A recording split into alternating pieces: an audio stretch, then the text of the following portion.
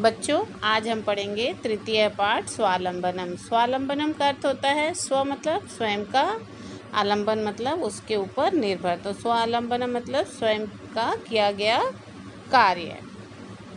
तो बच्चों आओ पढ़ते हैं। कृष्ण मूर्ति श्रीकंठश्च मित्रे आस्ताम। कृष्ण मूर्ति और श्रीकंठ दोनों मित्र थे। मित्र यहाँ पर नपुंसकलिंग है। श्रीकंठस्य पिता समृद्ध आसी। श्रीकंठ के पिता समृद्ध थे। समृद्ध मतलब अमीर थे। अतः तस्य भवने सर्वविधानी सुख साधनानि आसन। इसलिए उसके घर में, भवन मतलब बहुत बड़ा, घर को भवन बोला जाता है।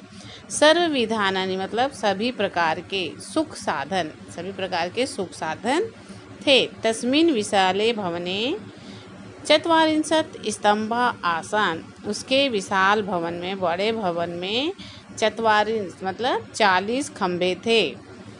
तस्य अष्टादश प्रकोष्ठेषु 50 गवाक्षा, चतुश्चत्वारिंशत् द्वारिणी, षट्त्रिंशत् विद्युत व्यंजनानि च आसन। उसके घर में कितने 40 स्तंभ थे और 18 कमरे थे। प्रकोष्ठेषु मतलब कमरे, 50 गवाक्षा, गवाक्षा मतलब खिड़कियाँ, और 44 द्वारिणी, द्वारिणी मतलब दरवाजे थे, और 36 मतलब 36 विद्युत व्यंजना बिजली से चलने वाले पंखे थे। तो सोच लो आप लोग कितना बड़ा होगा। तत्र 10 सेवका निरंतर कार्य कुर्वन्ति स्म। और 10 नौकर हमेशा उसके घर में काम करते थे। परम कृष्णमूर्ति माता पिता च निर्धनो कृषक दंपति। तो लेकिन क्या हुआ, कृष्णमूर्ति के माता पिता क्या थे? निर्धन, गरीब थे और किसान दंपति थे। तस्य गृहम आडंबर विहीन साधारण च। उसका घर में कोई भी आडंबर युक्त चीजें नहीं थी, जो दिखावे की सामान नहीं थी, वो गरीब थे। श्रीकंठ एकदा श्रीकंठ तेन सह प्रातः नवादने तस्य गृहम आगच्छत। एक बार श्रीकंठ तेन सह उसके घर प्रातः 9 वादने तस्य गृहम आगच्छत। उसके घर कितने बजे? 9 वादने मतलब 9 बजे उसके घर आया। किसके साथ आया? श्रीकंठ कृष्ण मूर्ति के साथ। अगला पैराग्राफ पढ़ेंगे। तत्र कृष्ण मूर्ति तस्य माता पिता च स्वशक्तया श्रीकंठस्य आतिथ्यम अकुर्वन्।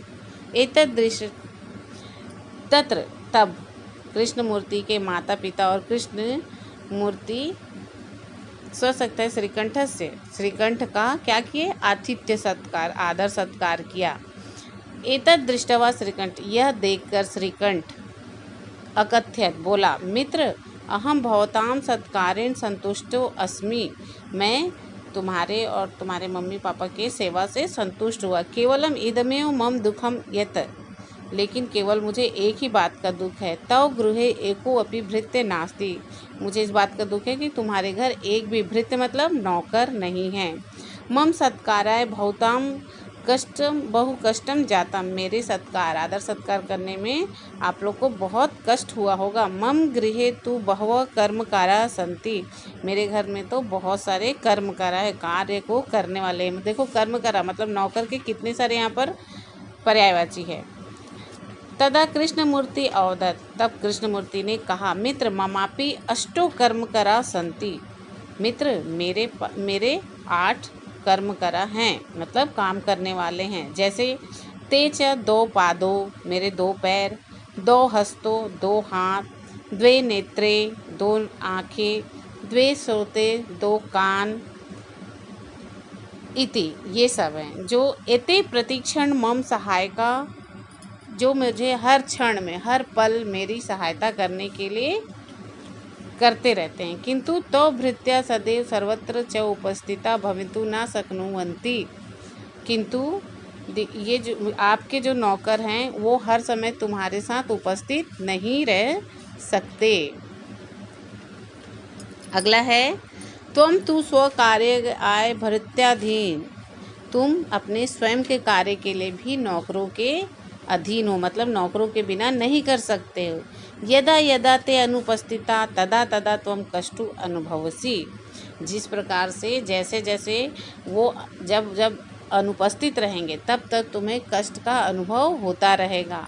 स्वावलंबने तु सर्वदा सुखमेव अगर तुम स्वावलंबी रहोगे, तुम स्वयं अपना काम करोगे तो हमेशा सुखी रहोगे। ना कदापि कष्टम भवति, तुम्हें कष्ट कभी भी नहीं होगा। श्रीकंठ अवदत् मित्र तो वचनानि श्रुत्वा मम मनसि महती प्रसन्नति जाता। मतलब श्रीकंठ ने कहा, मित्र तुम्हारे बातों को सुनकर मेरा मन बहुत ही प्रसन्न हुआ। अधुना अहम अपि स्वकारिणी स्वमेव कर्तुम इच्छामि, अब मैं अपना कार्य स्वयं करने की इच्छा रखना चाहता हूँ, मैं इच्छा रखता हूँ। भवतुम सार्धद्वादशवादनमिदं साम्प्रतं गृह चलेमि।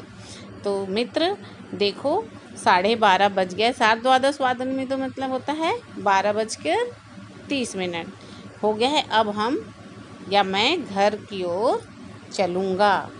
और इस कहानी से यह शिक्षा मिलता है बच्चों कि स्वयं का कार्य, खुद का कार्य स्वयं करना चाहिए। कभी भी दूसरों के ऊपर निर्भर नहीं रहना चाहिए, स्वावलंबी जीवन जीना चाहिए। स्वावलंबन का मतलब यही है कि हमेशा स्वावलंबन, खुद का कार्य करो, स्वयं करो, किसी से निर्भर मत रहो।